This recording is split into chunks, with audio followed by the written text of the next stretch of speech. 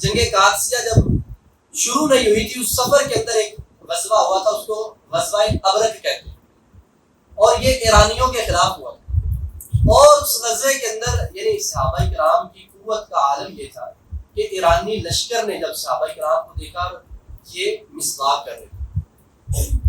صحابہ کو مسواک کرتے ہوئے دیکھا تو انہوں نے کہا یہ تو اپنے دانت جو ہے وہ نوکدار کر رہے ہیں تاکہ یہ ہمیں کھا لیں۔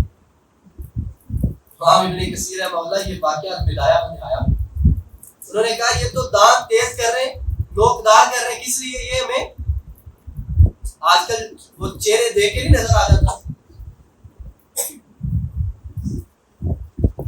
ہمارے آج بھی مجھے یاد ہے کہ جب